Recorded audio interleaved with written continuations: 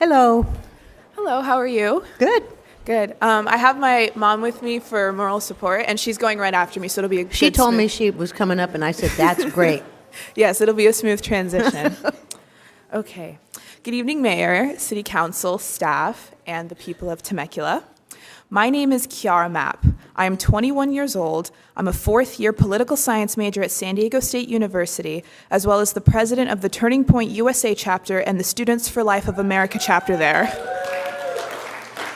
So now you have a general idea of how passionate I am about politics, but this is my first time appearing before my local city council, so I'm very glad to be here and thankful for the opportunity.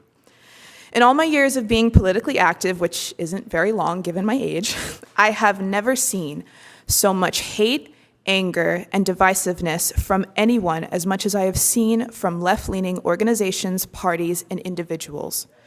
I have been called every name under the sun by people like the science teacher from earlier, simply for my deeply held religious and political views. I have lost lifelong friends.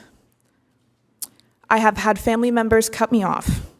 I have been told I have worms in my brain. I have been called a race traitor, an Uncle Tom, brainwashed, a puppet for white people, a house Negro, and the N-word with the hard R, which I won't say out loud. And the list continues. I will tell you right now, I came here of my own volition. No one, and I mean no one, tells me what to think except for myself. I am an adult. I have faced discrimination for my skin color too, not only from white people, but black people, Hispanic, Asian, and other races as a child. I know what it's like to be discriminated against. I tell you this because the same people who call me these names are the same people who advocate for racially hyperfixated organizations like the REDI Commission. When you hyperfixate on race to fight racism, you are no better than the racists themselves. As long as there is evil in this world, thank you. As long as there is evil in this world, there will always be evil people, including racists, and no amount of legislation can get rid of it in its entirety. Of course, we can try our hardest to address it. I will not deny racism exists. There are racist people. There are bad people in this world. But if we are to address racism, we should do it properly. The REDI Commission, from what I've read from their resolution from when they first were created, they believe that underrepresented groups of this community are incapable of communicating with their local government, that some events aren't inclusive enough, and that it is their job to look at everything this local government does with an equity lens.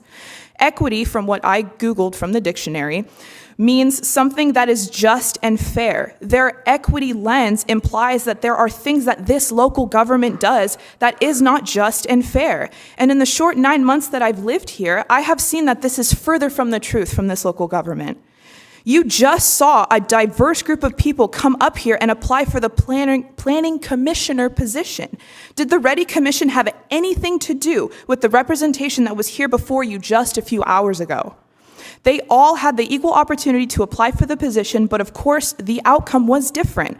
The REDI Commission needs to stop acting like they can provide an equal outcome for all. It's just impossible. There is nothing that I, as a black woman, can't do that my white mother next to me can do.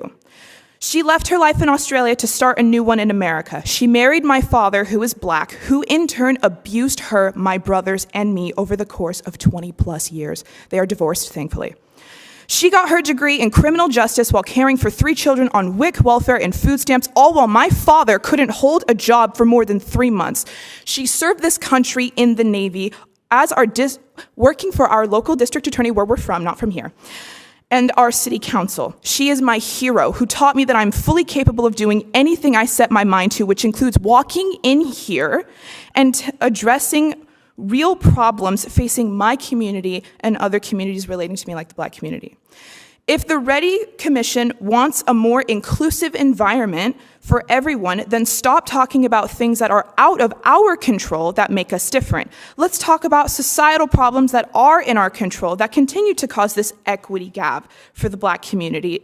For example, black single fatherhood rates are higher than ever before because of our welfare system, and this leads to a record high crime rates among young black men. The abortion industry has caused the black population in this country to stagnate for the past several decades since Roe v. Wade. 20 which is seconds. Thank you, which is what is causing the underrepresentation in all of our communities, and the list goes on and on. Obviously, this city is small compared to the rest of the country, and there's only so much that we can do, but I will leave you with a quote from Frederick Douglass: "Where justice is denied, where poverty is enforced, where ignorance prevails, and where any one class is made to feel that society is an unorganized conspiracy to oppress, rob, and degrade them, neither persons nor property will be safe. Please stop telling underrepresented groups that they are victims and let us all be victors." Thank you. Thank you.